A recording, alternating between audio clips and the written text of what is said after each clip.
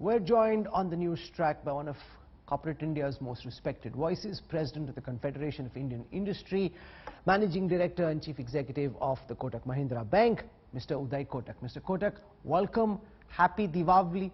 How happy a Diwali is this turning out to be from your perspective? Because, you know, that's really a barometer of how the economy is faring. In the way that things are at this moment, how happy a Diwali is this for you? I think it's got much better than what we would have envisaged a few months ago, and particularly September, October and parts of November are giving us enthusiasm and confidence that this could be more sustainable and does not look like just a flash in the pan. That's how we feel today, and on the eve of Diwali, I just wanted to wish you and all your viewers a very happy Diwali, and with a sense of hope and cautious optimism. So we just heard from Mr. Chidambaram, and he made the point that don't look at numbers for example, automobiles, two-wheelers or four-wheelers or GST numbers around the festive season. His concern is that the green shoots that India Inc. and the government are talking about are not sustainable, that this is a one-off, it's a flash in the pan. Is that an apprehension you have, or do you believe these shoots have really gone deep and there's a strong recovery tree that's coming up? I think there is much greater confidence that this looks more sustainable, and of course with a important point that we keep COVID under check, and the position on COVID, particularly over the last 30 to 40 days, is extremely positive. And I do hope that post the festival season, the good news on the health and the science continues and does not take us back. So subject to that, I think this recovery could be more sustainable. But it's an important point, and I think it's a point which is important for all citizens of India, that we must not drop our alert on COVID and keep our antenna high and take protective measures all the way.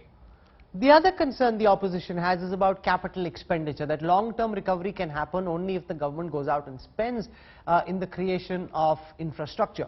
And Mr. Chidambaram's assertion was that we've seen a huge cut in the capital expenditure budget because revenue has been hard hit, therefore the government's cutting down on capital expenditure. In the way that you're looking at the numbers and all the metrics that you're tracking, is that an apprehension you have as well, Mr. Kotak? Again, I will answer it in two parts. First, there have been a series of supply side measures which have been taken, and if you notice, the demand side measures by the government have been more controlled and measured. Therefore, I think structural changes towards making sure that the supply side keeps on pushing is important, because what we do not want is demand created without enough supply happening. Having said that, I think this is a game about confidence. It's about getting our animal spirits back to be out there to make new investment plans. And if this sustains itself for the next few months, say up to December or early January, I am pretty clear that many businesses, entrepreneurs, and even global foreign direct investment and private equity investors will be thinking about putting medium-term money into investments. But this is a very crucial period between November and January. Let's spend a minute on the demand-supply quandary, because on the one side you've got the government which believes that the money that's being given in the Atmanirbhar Bharat 3.0 package and even everything that's been done before has been largely on the supply side, that's how you create sustainable employment. The opposition, including some of the world's top economists, including Nobel laureates, believe that India isn't going down the right path, that everything that's coming out of data from rural India suggests that there is massive economic distress. When I spoke to you last, I remember, you mentioned the need for greater fiscal stimulus, more cash in the hands of the last man. How do you view the government's approach vis-a-vis what you believe is required at this time? So I think between various packages, this is an additional package, and one of the things which I liked about this package was also support to employment. It is a very important step. Maybe it started with salaries at 15,000 rupees and lower, which is really the bottom of the pyramid where the pain is the most. And the government is effectively giving 24% between employees' contribution and employers' contribution for smaller units. And finally giving money directly for creation of jobs. is a very important step, and I would actually believe that we can do more in this to create direct employment in the hands of enterprise as well as people in the job market. I didn't get a direct answer, Mr. Kotak, so I'll ask again. Last time we spoke, you had mentioned and highlighted the need for greater fiscal stimulus and more money to be given to the last man. Do you believe that's something the government still needs to do? See, if you look at the total amount which has been done till date, and I'm keeping aside the RBI package separately, we have totally, in terms of the different stimulus measures, some of them are in terms of credit guarantees, but which finally creates still money because banks lend. The total amount which has been created till now is about 17 odd lakh crores through the fiscal route. And at 17 odd lakh crores, it is incremental spend which is 9% of our GDP. This is over and above our normal deficit financing which is happening. So I think we are now getting close to a level where I would say that we should not go too far forward, and this is additional stimulus. Just the measures today are another 1.3% of GDP in terms of stimulus 3.0. Therefore, a series of measures measured in totality have now got us to a point where it is in totality reasonably sizable. You know, you said that it's all about spirits and your level of confidence, especially of industrialists and manufacturers, about whether they believe the trajectory is upwards or are they concerned that we're still on a slipping slope. As President CII, you speak to more industrialists and more titans of Indian industry than anyone else. What's your current gauge of the confidence thermometer of India Inc.? No, I think it's certainly moving up as we move month by month, and I would say November is better than October in terms of these spirits, especially on a pre-Diwali position. Therefore, in a year like this, you do not measure it just in terms of normal parameters. You measure progress month on month, and every month is a different month. And what we are seeing is month by month there is improvement, and business confidence is building, which is why I believe in order to ensure that this is not just pent-up demand but more sustainable, the steps which we need to take are constantly additive. And the approach which the government has taken is step by step, giving a package at reasonable intervals.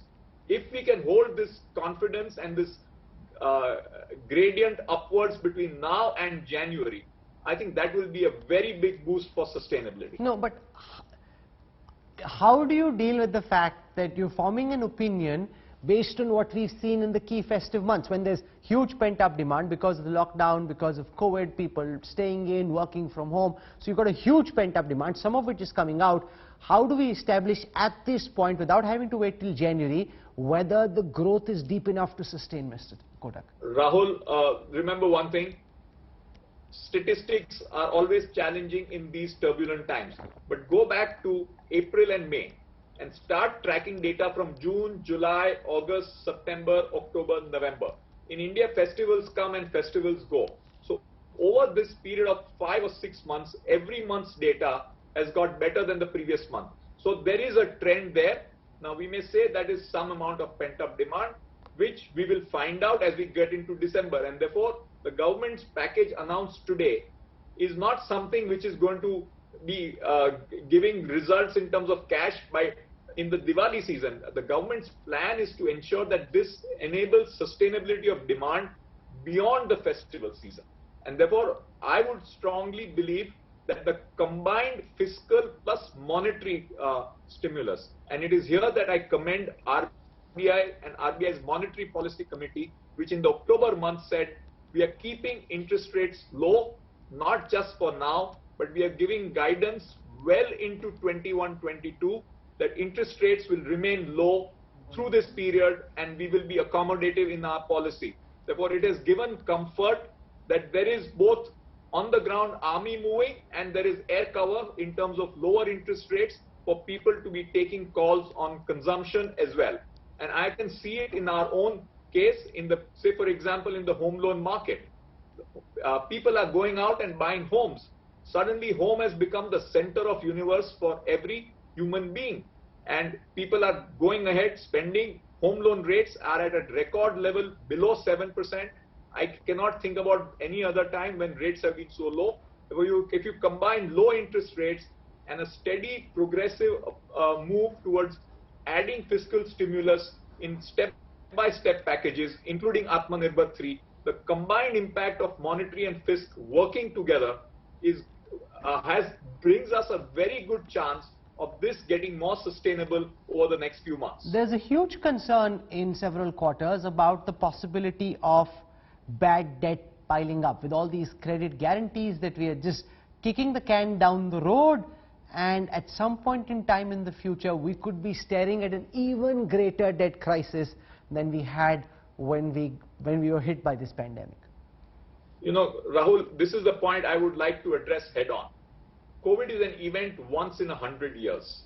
At that point of time, we have to take a view which has to be fundamentally based on hope for humanity, hope in human enterprise, hope that things which are going to be down in the COVID era must get a chance beyond the COVID era. And therefore, there are many sectors which have been disproportionately hit by COVID. And it is here that the Finance Minister has today added in the ECLGS program specifically for stressed sectors.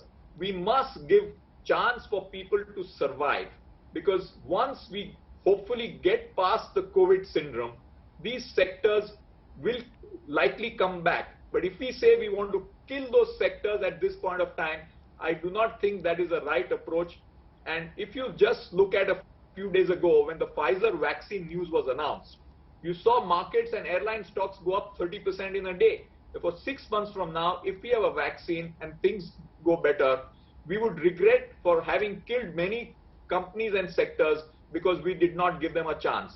It is our duty as a country and our duty as people, both at the political level and at the economic level, to give businesses a chance to survive, because finally that is where jobs will happen. What's your view on the current stock market valuation? We're at an all-time high on the Bombay Stock Exchange, just around the time it's been announced that we're in our first recession since the RBI started putting out quarterly GDP numbers. Those who are not in the market on the outside say they've gone crazy, that there is no connect between the real economy and the stock markets. So how do you view the current level of valuation of the Bombay Stock Exchange and the NSE? Rahul, 2 points. First, valuation of an asset depends on the discount rate or the interest rate which you calculate for the long term. The fact that there is huge amount of liquidity both globally and domestically, combined with extremely low interest rates, brings down the hurdle discount rate at which you value assets. Therefore, asset value goes up if your hurdle discount rate goes down. And people believe that some of the drop in the discount rates is more sustainable. Therefore, every financial or other asset value increases with the lower interest rate or earnings capitalization rate, as we call in economics. Therefore, the asset value adjusts to the lower discount rate. So that's point number 1. And point number 2, which is again extremely important, is the organized sector is reflected in the capital markets. The organized sector has been able to get much more efficient and productive in general in the COVID era, and has also been able to reduce some of its costs. Therefore, the markets are looking at a segment of the economy which is better off, which is the organized sector and listed companies. However, some of that pain, which is reduction of cost by organized sector, would have hurt the economy in the unorganized sector. And that part of this economy which is unorganized is not reflected in the capital markets, and it sits outside the capital markets, which is where the pain may be more than in the market space. And therefore, as an economy and as a business, and I can talk in my capacity as a banker because we deal across both organized and unorganized sectors, we need to give a greater support to the unorganized part of the economy, which has not benefited the way the organized sector has been able to restructure itself in the post-COVID era. Therefore, back to 2 important points in the context of markets: lower interest rates and discount rate make asset values move up. Number 2, organized sector and listed companies have been able to adjust to the new reality much faster and better than the rest of the economy. And therefore the markets are reflecting that. What more would you like to see the government do? You're saying the next 2 months are crucial. Over these 2 months, what more policy announcements would you like to see to ensure that the green shoots that you're talking about take deep roots and become sustainable? You know, Rahul, I've learned one thing in the COVID era in terms of running our business. Every day is a new day, and don't carry the baggage of yesterday. Think about a car you are in, drive looking into the windshield, not in the rear view mirror. And my advice to government as well is that every day take the facts on their merits, and we must be in a position to respond quickly to the changing times.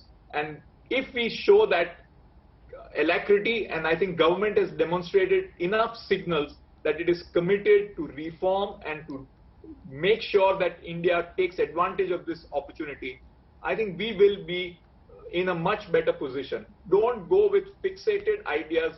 Every day changes things, and if there's one thing COVID has told us, is that 2020 is a year where you will remember for the rest of our lives. Oh, absolutely. Of that there can be no doubt. Always interesting to hear your very refreshing ideas and thoughts.